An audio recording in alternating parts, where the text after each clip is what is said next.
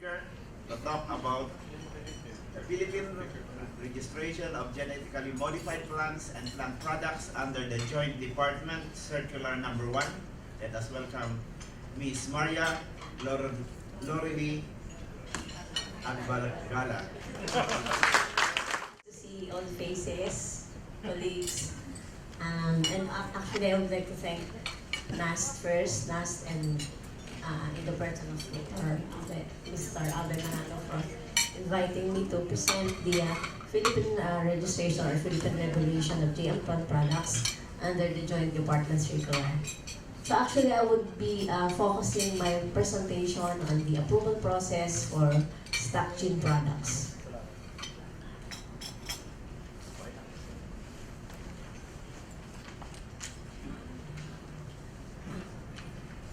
Okay. So the question, why this forum? For the benefit of our foreign guests here, the Philippine regulation or the approval process for stock products require that the single events should have to be approved first before you can apply for the stocks. And this process, they say, put or place an additional burden on the part of the industry and also on the part of the regulatory agencies because there's additional data requirements and also additional time spent in the conduct of risk assessment. And so there will be a delay in the process and also in the placing of the product in the market. And so they say that for those gene products which are combined with the use of genetic engineering or with using conventional breeding method should be considered safe and should not be subjected to risk assessment once they are combined. Okay. So another is the expiration of biosafety permit of single events which are part of the stock combination. You see there are different expiration dates of the biosafety permit for its combination and for its single events. And that's actually, even if the expiry date of the higher order stock is still valid for so and so years, you still have to apply for the renewal of the biosafety permit for the single event. Okay. And again, this is also actually in response to CropLife's review or CropLife's request or recommendation for the DA to revisit or review the regulation on stock products. We've actually had a meeting with CropLife, and I remember they agreed to submit relevant scientific references pertaining to information that indicate that there's no risk associated with the stock products combined through conventional breeding method. And they also agreed to have a 2-year transition period, during which period there will be continuous monitoring of the stock products, and all the results that will be gathered would be used in support of the final policy changes, considering the participation of all stakeholders in the decision making. And actually, shortly after that meeting with CropLife, the DABC, that's the Department of Agriculture Biosafety Committee, actually they decided to seek the advice or the expert opinion of the National Academy of Science and Technology. And actually we've sent them a request letter, and we've attached a copy of the CropLife's position on stock product together with the references they submitted to us. And well, when we got the response from NAST, we were surprised that even our experts or our scientists have different opinions regarding approval of stock products. And so we're hoping that this seminar, this forum would enable us to see things clearly to guide us in our decision. Okay, so right now, all biotechnology or biosafety regulation is governed by the Joint Department Circular, which is issued last 2016, April 2016. And this circular replaced the invalidated or the voided Department of Agriculture Administrative Order 8 that was issued in 2002. For this regulation, we have these major players: the Department of Science and Technology, the Department of Agriculture, Department of Environment and Natural Resources, Department of Health, Department of Interior Local Government. So the DST is the main body or the department which is the lead department in ensuring that the biosafety that all CNAs or departments are adopting and utilizing the biosafety policies and guidelines in accordance with international accepted standards. And also the DOST-BC is the one responsible for the contagious, for evaluation and monitoring of contagious of GM. And the DA on its part, there are two agencies under the DA, the Department of Agriculture, the Bureau of Animal Industry, which takes care of the feed safety assessment, and the Plant Product Safety Services Division, which handles the food safety assessment. And so for the DENR, they are the ones who do the environmental impact assessment, the DOH for the environmental health impact assessment, and the DILG takes care of the public participation part of the regulation, like specifically for field trials. They require the applicant in coordination with the local government to conduct public hearing in the area or in the locality where the field trial will be conducted, because they will have to seek the approval of the local council. We call them the Sangguniang Bayan for the conduct of field trial in that particular area. And so again, this regulation, like the voided one, also states that no regulated article can be allowed to be imported and released into the environment without the conduct of an appropriate or a satisfactory risk assessment. And also under this regulation, they require for a more public participation or public consultation, and they provide consideration to socio-economic concerns and environmental impact assessment in the risk assessment procedure.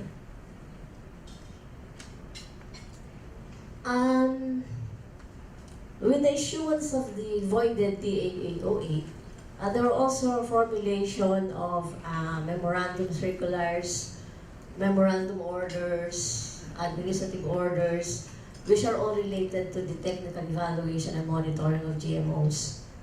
And actually the JDC, the Joint Department Circular, took care of that. It has in its repealing clause a statement that says that all memorandum circulars or memorandum orders, administrative orders that were issued under the DA-808 but are still consistent with the present regulation, which is the JDC, shall be adopted and shall be deemed issued under the circular. So, and under this MC, we have defined stock gene products as plants improved through the use of modern plant biotechnology with the use of multiple genes that encode for several traits. And this can be produced through insertion of additional genes into an existing transgenic plant, through the insertion of multiple genes into a non-transgenic plant with the use of vector, and also through traditional breeding approach, which combines gene products which are previously introduced using genetic engineering. And for the risk assessment, well, for those plants carrying stock genes that were conferred through the methods that you've seen in my previous slide, they're considered novel, or they are no transformation events, and so they are required to undergo a full step-by-step, phase-by-phase risk assessment. And what I mean by that is that they have to undergo the food, feed, and environmental safety assessment. But for those plants carrying stock genes conferred through conventional breeding and are previously approved or are actually included in the approval registry are not considered new events. And so the focus of the risk assessment is the potential or expected interaction between and among the traits. So what the BPI, the biotech group procedure is that they would choose or they would select a technical expert. We call them scientific technical review panel, or the scientists, and then the expert will do the preliminary assessment as to the potential interaction among the traits. And if the technical expert determines that there's no interaction, which could cause adverse effect among the traits in the environment, then the BPI would notify the applicant, the technology developer. But then if the technical expert finds or determines that there would be an interaction, then the application would have to undergo a full safety assessment. Okay. What you see is the Annex 1 of this Memorandum Circular, and this provides the technical questions or the guide questions and this will be considered in the conduct of the risk assessment, specifically addressing potential interaction. And so we have questions on gene interactions such as will stacking produce new genes or new toxins or new allergens? Will stacking affect the phenotypic characteristics of the plant? And then there are also questions on the mode of action, the mode of gene action, and whether these gene products are involved in the same metabolic pathway. And with the concern on gene expression and stability, it can be addressed by indicating the level of expression of the individual protein in the stock product, and the presence or the expression of the marker genes in the stock product. And again, the field performance is also considered, and we have questions like with regards to agronomic characteristics and the stability of the expression of the protein under field condition, and also the applicant is required to indicate if there's any change in agricultural management due to the presence of these traits. And all other concerns that can be indicated or that can be identified shall be considered in the assessment. And so, as I've said before, if there is interaction, then the plants carrying the stock genes should undergo the appropriate level of risk assessment.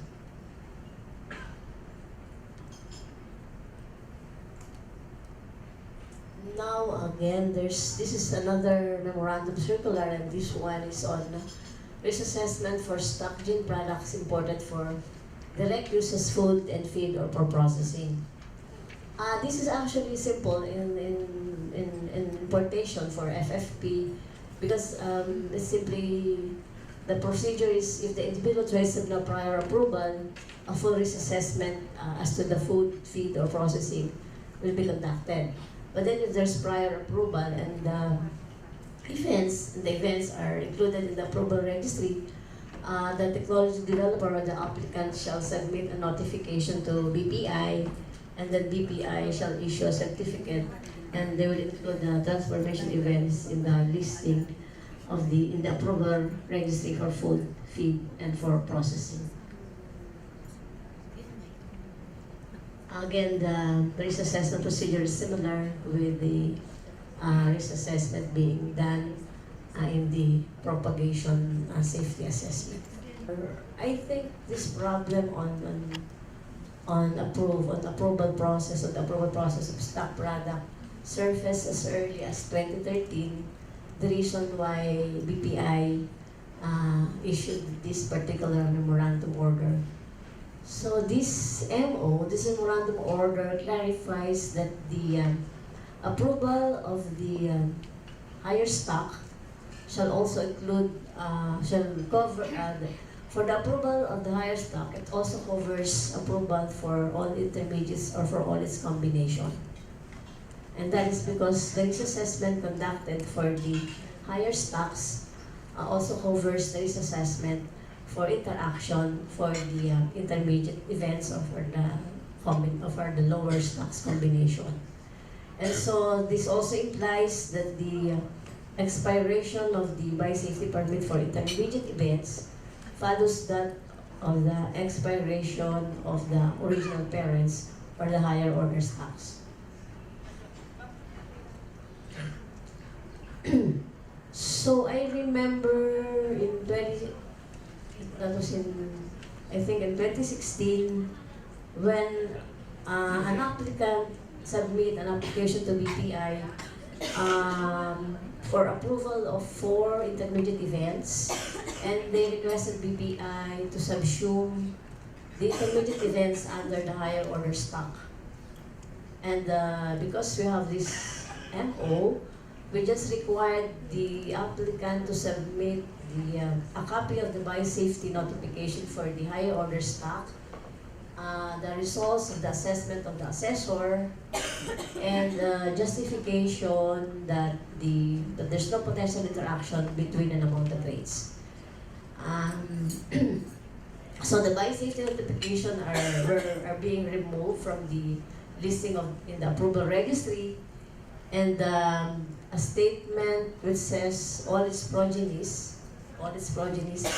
shall be added, will be included in the higher stock to indicate that the intermediate events or the lower stock events are covered under this in that approval.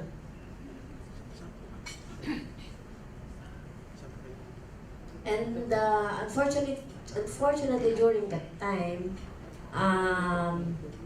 the listing in the approval registry of the intermediate events was not automatic.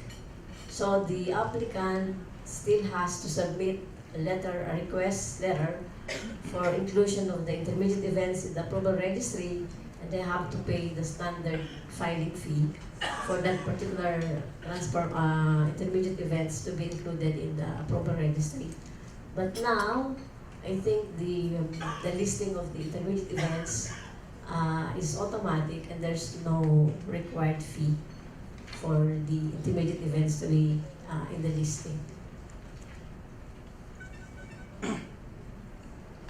And for the stock, this is for all importation of regulated articles, we actually have 2 additional requirements, and that is for all the importations which contains GM product, and they will require the importer or the exporter to have a GM declaration, or to declare that this shipment contains a GM. And actually, all importation are required to secure a sanitary and phytosanitary clearance based on the valid biosafety permit, and also the shipment or all the shipment without an SPIC will not be allowed to enter into the country. So I think that's all for the stock.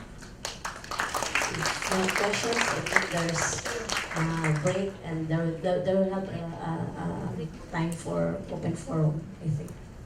Thank you. Thank you, ma'am.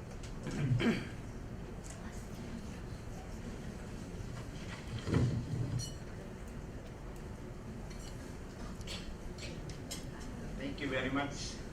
I have to pronounce it well again. Ms.Agbagala. And